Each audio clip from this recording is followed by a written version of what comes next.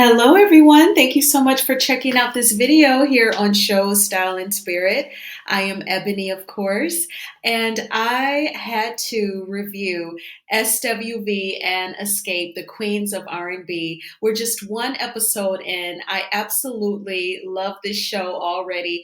I adore both groups. I was in middle school when SWV and Xscape came out in the early 90s. So this show is totally nostalgic for me.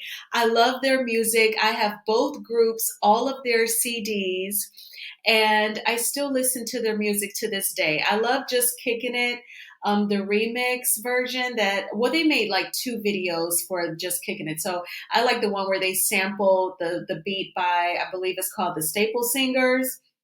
I love Xscape's music. Oh my gosh. And they remade Am I Dreaming? And I love both groups so much. So let's go ahead and jump right on in. So I want to talk about SWV first because they seem to be the most lighthearted between the two groups. Now, with SWV, they still do shows regularly, both domestically and internationally. I love Taj. As you know, Coco is the solo, or not the, let me not say solo singer. She is the primarily the main vocalist in SWV. And then Taj, right now on the show, she has like the curly like extensions, like almost like I think they're like braids and then loose ends. But she is just so positive. I really love her energy on the show. And she is so optimistic about SWV and Xscape coming together on a tour. And she said that when SWV broke up in 1998, that she actually worked with Candy and Tiny with writing songs for a demo when she tried to do a solo project. And I have to say that sometimes some people just work better in a singing group, and that's okay. I think that it's awesome when you try something, at least you tried, and you may learn that it's not your thing or it wasn't meant to be. But it's totally fine if you gel better and make more money in a singing group versus going solo. And I think that that's something that SWV has learned, and they are able to put minor disagreements to the side in order to make their money. Both groups we're going to see in episode one come together. And Coco is going to admit that they do not talk all the time either, but they come together for business and make their coins. And I think that that's very genius, very smart. And it means that they can compartmentalize things that are minor from what's major and, in order to make money. So I love that. And I mean, oh my gosh, just like shows like this, I just love because I love 90s R&B. I love how like the young millennials and Generation Z, Gen Z, they love 90s R&B as well. I feel like that's part of how I bond with the young millennials and Gen Z. So I think it's great. So y'all, okay, so I have this picture up of Xscape for a reason. I did not do a clip from episode one of this show because I wanted to show as an illustration the disconnect that is within Xscape.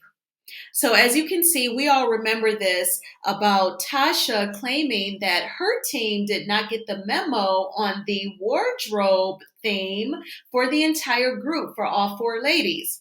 So they're all wearing very like nude, wine colored dresses.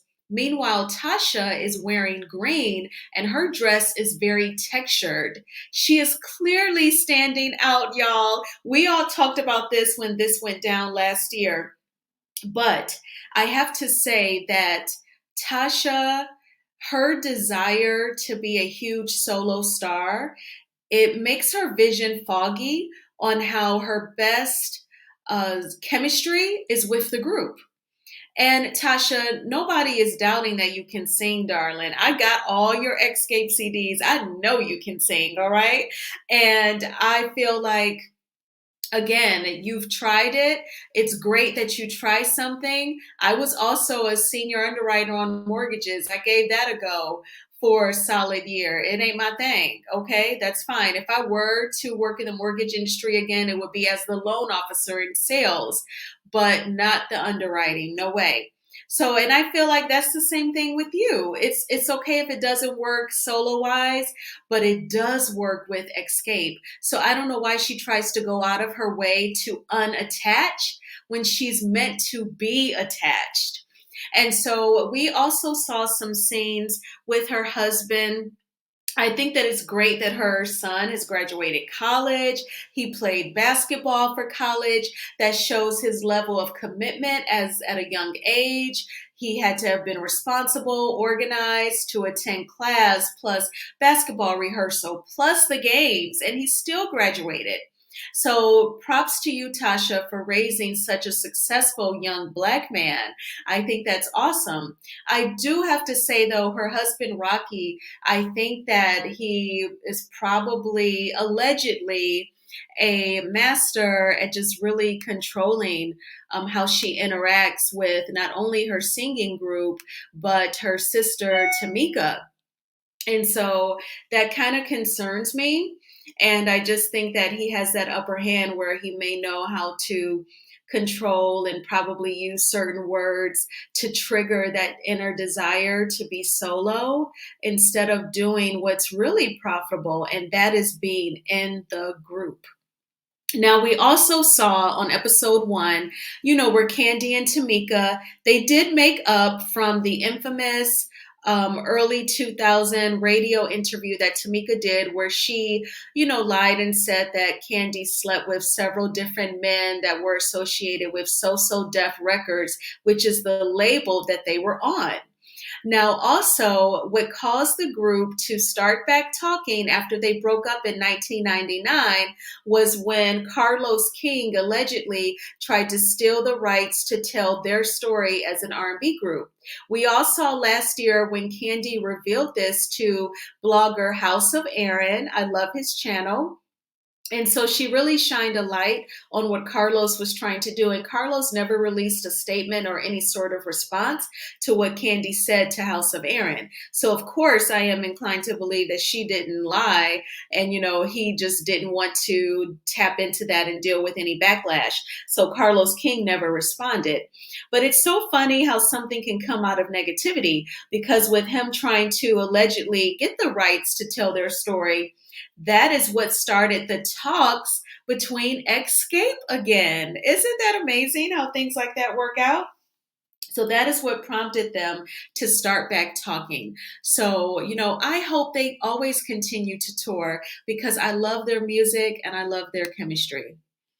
So then we see where she was on the phone with Tiny saying, I want to coordinate both of our groups coming together to do a tour and I want us to discuss it. So then they had what looks like a brunch or like a lunch where they were talking. Very beautiful scene. I could feel the positive vibes for most of the people. What I do want to point out is that when Tasha arrived, she was very tight-lipped towards Tamika. Tamika complimented her on how she looked, and she just said, "Thank you." She did not return the compliment. There was not even any small talk. It was quite sad, but they all ate their food. They all talked about it. Everyone was on board except Tasha. Tasha pointed out that the Xscape singing group has internal issues that they need to work on before they could really seriously and regularly move forward with performing. And Taj pointed out that, there's nothing that you all can't discuss so that you all can come back and make that magic. There was even a scene at Candy's house between her and Todd where Todd said, you all at least owe it to your fans to continue performing together. And I have to agree with Todd. It's very heartbreaking when you see your favorite groups be at odds. And it's not just Xscape, it's In Vogue, it's 112. Oh my gosh, they are literally split in half. And then, they'll get guys with 112. It's like Slim, over here, and then it's like Q over here, and then they, build their own 112 groups. They take each other to court. I'm like, oh my gosh. And I love 112 and In Vogue also. So it's really hard on the fans. Even to if you watch Sex in the City and you know that Sarah Jessica Parker and Kim Cattrall can't stand each other, but their characters were best friends on the show. It's just a lot. But yeah, that's what we are dealing with.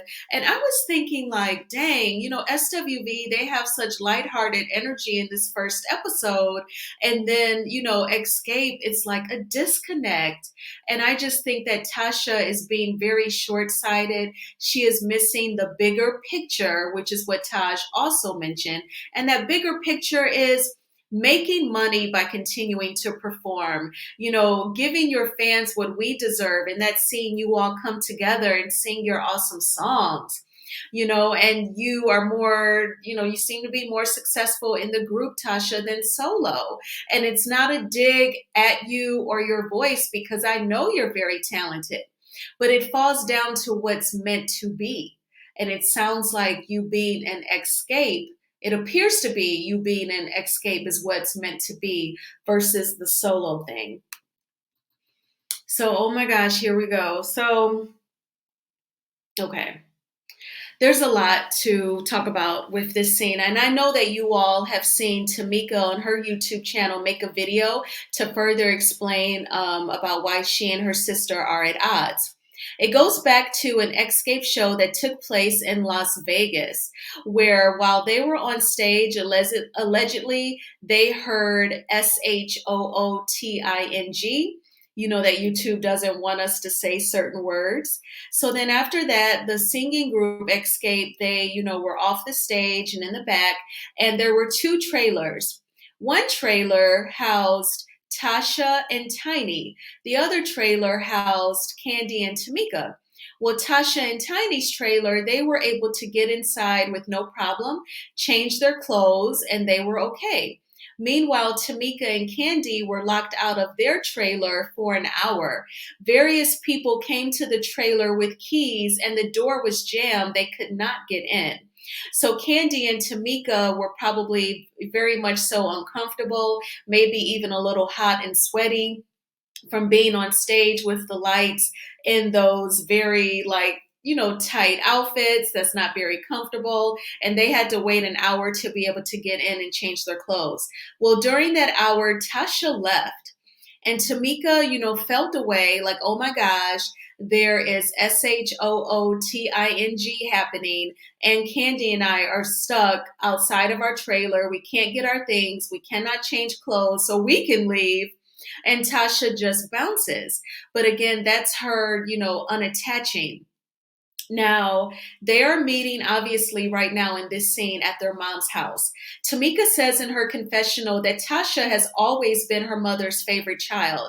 That really saddens me. It's one thing if you have the nerve to have favoritism amongst your children, but it's a totally another thing when the child can sense it.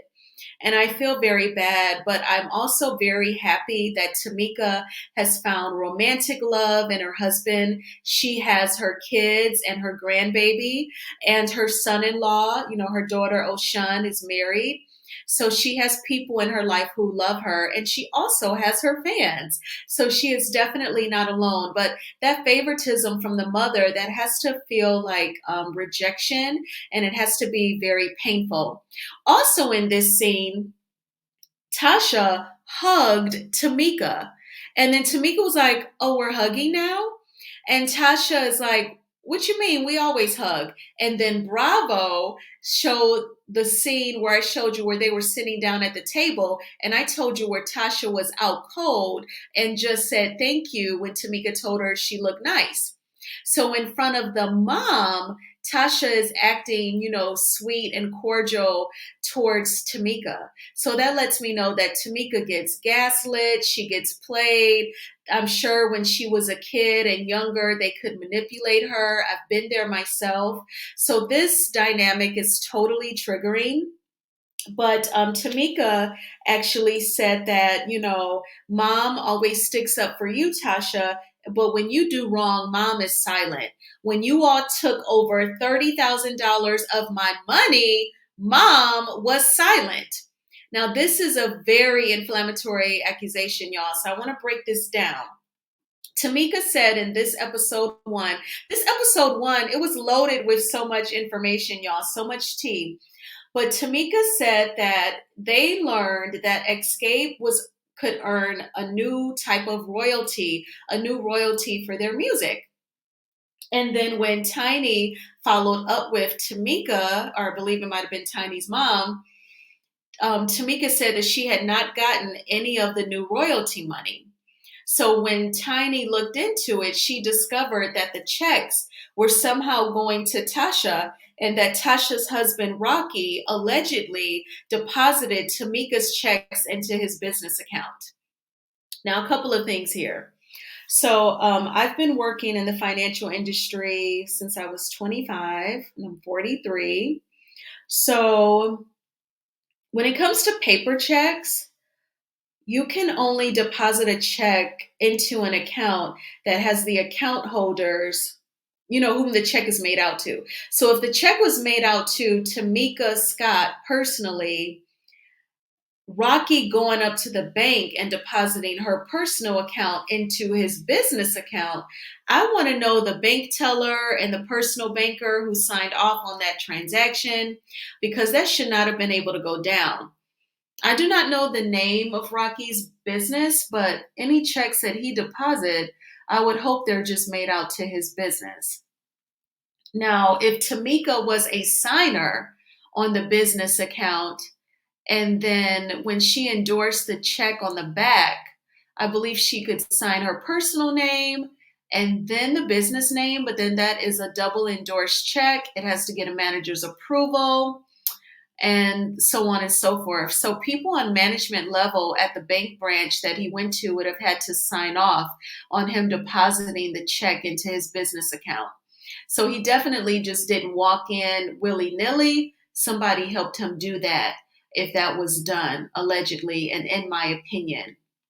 So that's very interesting. And Tasha denied it in her confessional, and she said that Tamika was lying.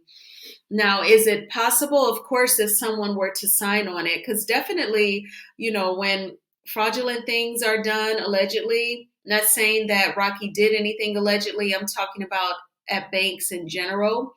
A lot of times it is from the inside where someone is allowing the BS to take place. So if he did deposit checks made out to Tamika Scott into his business account, someone would have had to help him do that. But Tamika, it sounds like she is an independent thinker. She thinks for herself, and it seems like she has a good grip on reality. And reality is that her mom favors Tasha, and they try to gaslight her, which is, her speaking up, saying, you're disrespecting me. And then they try to pin it on her, or they try to change the truth. It sounds like she can identify that. So that's good. That means that she is putting herself first. And I'm very glad to see it. But I cannot wait to see the rest of these episodes. I think that this show is off to a great start. I want to know from the comments from y'all, what are some of your favorite SWV and Xscape songs? I love Use Your Heart by SWV. Always on My Mind by SWV. I love the remix that SWV and Blackstreet did to Tonight.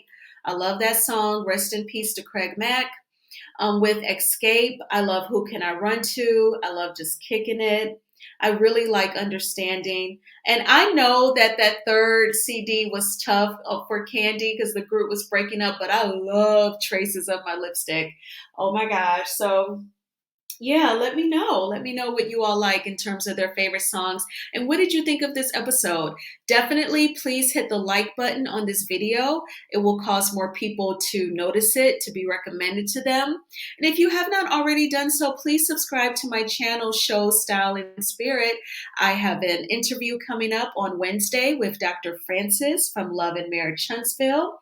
Turn on your notifications. And I hope you are doing well. Take good care. Bye-bye.